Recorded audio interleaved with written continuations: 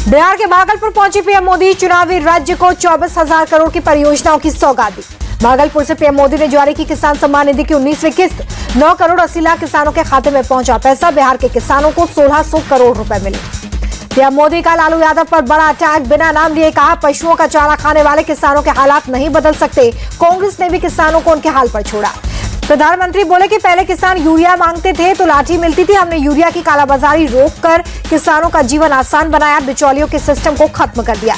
महाकुंभ को लेकर भी प्रधानमंत्री का लालू पर अटैक, कहा राम मंदिर निर्माण से जुड़े जंगल राज वाले महाकुंभ को गाली दे रहे हैं, बिहार की जनता उन्हें माफ नहीं करेगी। प्रधानमंत्री बोले कि बिहार का मखाना सुपर फूड है, 365 दिन में से मैं 300 दिन मखाना जरूर खाता हूं।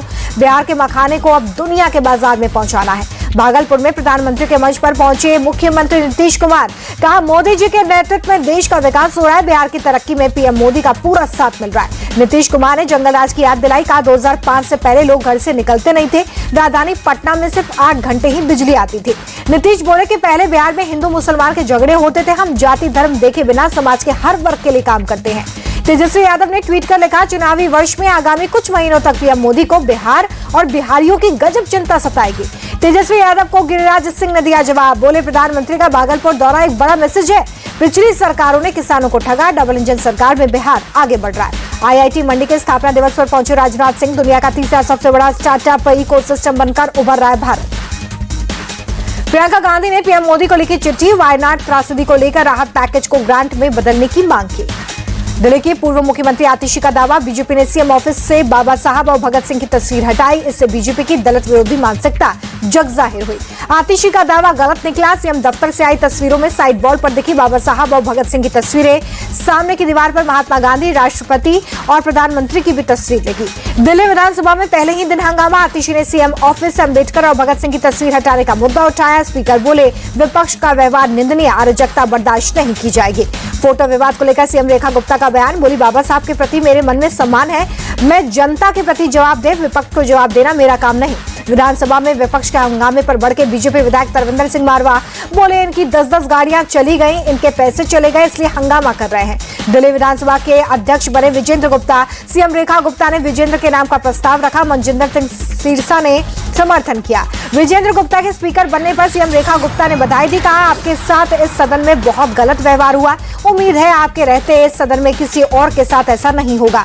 स्पीकर विजेंद्र गुप्ता बोले कि कल दोपहर 12 बजे विधानसभा में कैग रिपोर्ट पेश होगी, पिछले 5 साल में पेश नहीं की गई रिपोर्ट। पतपड़गंज से बीजेपी विधायक रविंद्र नेगी ने कहा कि कैग रिपोर्ट से आप सरकार में हुए घोटाले उजागर होंगे, आने वाले दिनों में आपके कई नेता जेल में जाएंगे।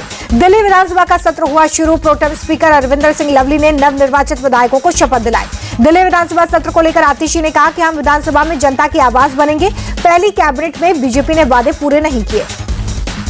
सीएम रेखा गुप्ता के आरोपों पर संजय सिंह का पलटवार, बोले आप लगभग 2.5 गुना बजट बढ़ाकर गई, अरविंद केजरीवाल के नेतृत्व में दिल्ली में काम हुआ और बजट भी बढ़ा। विश्वासनगर से बीजेपी एमएलए ओपी शर्मा का बड़ा हमला, बोले धीरे धीरे आपका पतन होना शुरू हो गया है, आपके कार्यकाल में दिल्ली में कुछ नहीं हुआ।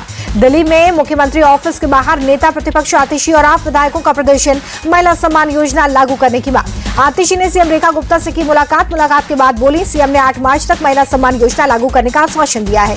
यूपी विधानसभा में विपक्ष का जबरदस्त हंगामा, डिप्टी सीएम ब्रजेश पाठक के बयान पर सपा विधायकों ने जताया विरोध।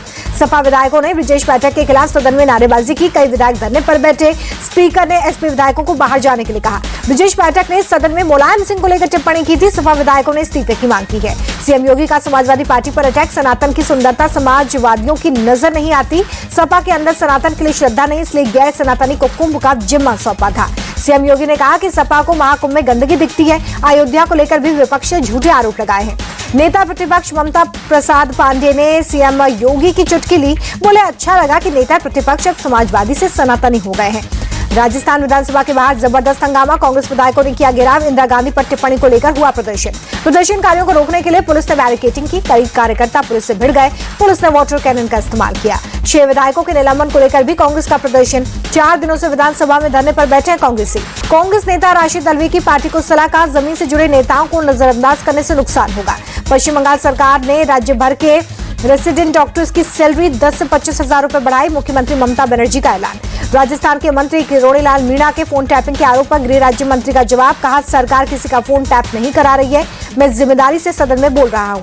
अश्लील कमेंट मामले में मुंबई साइबर सेल पहुंचे रणवीर इलाहाबादिया यूट्यूबर आशीष चंचलानी ने भी दर्ज करवाया बयान।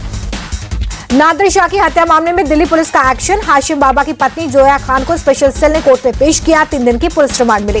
गोरखपुर से बीजेपी सांसद रवि किशन ने परिवार संग संगम में डुबकी लगाई, गंगा तट पर पूजा अर्चना कर आशीर्वाद दिया। संगम में स्नान के बाद सांसद रवि किशन का बयान, महाकुंभ में श्रद्धालुओं के लिए किए गए शानदार इंतजाम, धार्मिक मामलों में नहीं होनी चाहिए राजनीति। महाराष्ट्र के उप मुख्यमंत्री एकनाथ शिंदे प्रयागराज पहुंचे, परिवार के साथ त्रिवेणी में स्नान किया। संगम स्नान के बाद डिप्टी सीएम शिंदे का बयान, प्रयागराज में विश्व का सबसे बड़ा आयोजन, यहां पर सब लोग एक समान। महाराष्ट्र के मंत्री पंकजा मुंडे भी महाकुंभ में शामिल, त्रिवेणी संगम में आस्था की डुबकी लगाई। फिल्म अभिनेता अक्षय कुमार महाकुंभ में शामिल हुए, त्रिवेणी संगम में स्नान किया। संगम में डुबकी के बाद बोले अक्षय कुमार, डुबकी लगाकर बहुत आनंद मिला, योगी सरकार ने बहुत अच्छी व्यवस्था की। महाकुंभ पहुंची बॉलीवुड एक्ट्रेस कैटरीना कैफ, परिवार के साथ त्रिवेणी संगम में स्नान किया। एक्ट्रेस रवीना टंडन भी प्रयागराज महाकुंभ पहुंची, बेटी के साथ त्रिवेणी संगम में आस्था की डुबकी लगाई। प्रयागराज में महाकुंभ के आखिरी दौर में श्रद्धालुओं का जन सैलाब, त्रिवेणी संगम किनारे दूर दराज से लोग पहुंच रहे हैं। सुबह सुबह भव्य और दिव्य दिखा त्रिवेणी संगम का नजारा, लाखों लोगों ने लगाई आस्था की डुबकी। महाकुंभ हादसे की जांच का समय बढ़ा, आयोग को जांच के लिए 1 माह का अतिरिक्त समय मिला है।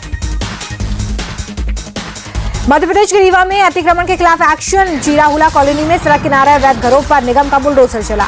पटना में दर्दनाक सड़क हादसा, ट्रक ने ऑटो को मारी टक्कर, 7 लोगों की मौत, 5 लोग जख्मी। पटना के मासौड़ी में बड़ा हादसा, भीषण टक्कर के बाद ट्रक और ऑटो तालाब में गिर गए, जेसीबी के जरिए शवों को बाहर निकाला जा रहा है। जबलपुर में सिहोरा के पास भीषण सड़क हादसा हो गया, यात्रियों से भरी बस और तूफान गाड़ी की जोरदार भिड़ंत, 6 की मौत, 2 लोग गंभीर रूप से जख्मी। महाकुंभ से लौट रहे थे सभी यात्री, सुबह 4:30 बजे हुआ हादसा, मरने वाले सभी लोग कर्नाटक के हैं। प्रधानमंत्री नरेंद्र मोदी ने किया Madhya Pradesh global investor summit का उद्घाटन, बोले आज निवेश के लिए टॉप राज्यों में एमपी की गिनती, भारत सिर्फ कहता नहीं नतीजे लाकर दिखाता है। प्रधानमंत्री ने कहा कि आज पूरी दुनिया भारत की तरफ उम्मीदों से देख रही है, भारत तेजी से उभरती अर्थव्यवस्था वाला देश है। प्रधानमंत्री ने कहा कि डबल इंजन सरकार से एमपी में विकास की गति डबल हुई है, हम अपने तीसरे टर्म में 3 गुना तेजी से काम कर रहे हैं। सीएम मोहन यादव ने कहा कि प्रधानमंत्री के नेतृत्व में एमपी का विकास तेजी से हो रहा है, सबका साथ सबका विकास और सबका विश्वास हमारा मंत्र। अडानी ग्रुप एमपी में करेगा 2,10,000 करोड़ रुपए का निवेश, mining, smart vehicle, thermal energy sector में करेगा इन्वेस्ट। बाजार में गिरावट के बाद सोने के दाम पर भी इसका असर देखने के लिए मिल रहा है, 264 रुपए के जंप के साथ 86,356 हुई 10 ग्राम सोने की कीमत। चांदी के दाम में दर्ज हुई है गिरावट, मार्केट में 903 रुपए सस्ती हो गई चांदी, 1 किलो चांदी का दाम 96,240 रुपए। कारोबारी सप्ताह के पहले दिन शेयर बाजार गिरावट के साथ बंद हुआ है, सेंसेक्स 857 अंक गिरकर 74,454 पर बंद हुआ। निफ्टी में भी भारी गिरावट दर्ज की गई है, 242 अंक फिसलकर 22,553 पर आया। आईटी और मेटल कंपनीज को काफी नुकसान हुआ है।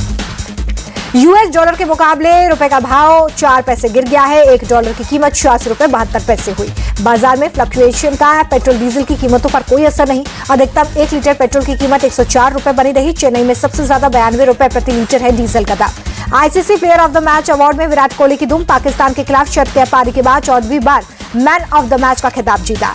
14 अवार्ड के साथ विराट कोहली टॉप पर बरकरार है, 11 अवार्ड के साथ दूसरे नंबर पर रोहित शर्मा है, 11 अवार्ड के साथ ही तीसरे नंबर पर वेस्टइंडीज के Chris Gayle. Social media platform पर फीफा वर्ल्ड कप ने की विराट कोहली और रोनाल्डो की तुलना, फीफा में दोनों खिलाड़ियों को किंग की उपाधि से नवाजा गया है। विराट कोहली के पसंदीदा फुटबॉलर है रोनाल्डो, पाकिस्तान के खिलाफ शतक के साथ विराट ने 14,000 रन पूरे कर लिए हैं, वनडे में उनका यह आंकड़ा सामने आया है। विराट के बचपन के कोच राजकुमार शर्मा ने दिया आलोचकों को जवाब, बोले अब तो खराब फॉर्म पर सवाल नहीं करेंगे।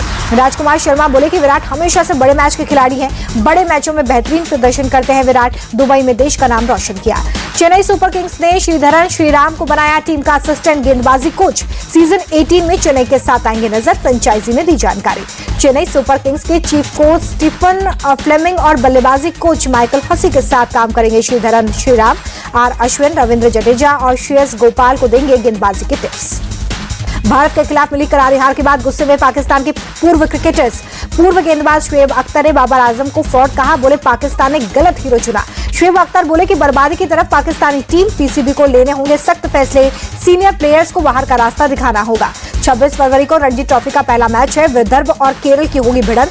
विदर्भ ने मुंबई को हराकर फाइनल में बनाई है जगह। नागपुर में खेला जाएगा रणजी ट्रॉफी का फाइनल मुकाबला। अक्षय वाडकर के पास विदर्भ की कप्तानी है। केरल को खिताब जिताने की जिम्मेदारी कप्तान सचिन बेदी की होगी।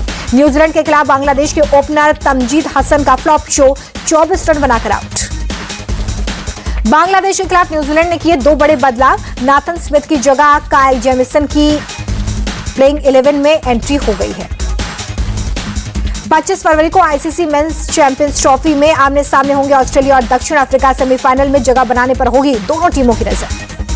चैंपियंस ट्रॉफी में ऑस्ट्रेलिया ने इंग्लैंड को 5 विकेट से हराया। दक्षिण अफ्रीका ने अफगानिस्तान को 107 रनों से पीटा। 25 फरवरी को विमेंस प्रीमियर लीग में आमने सामने होंगे दिल्ली और गुजरात। बेंगलुरु के चिन्नास्वामी स्टेडियम में खेला जाएगा WPL का 10वां मैच। टूर्नामेंट में दिल्ली कैपिटल्स ने अपने 4 मैच में से 2 जीते हैं। गुजरात जॉइंट्स टीम ने 1 मैच में जीत हासिल की है।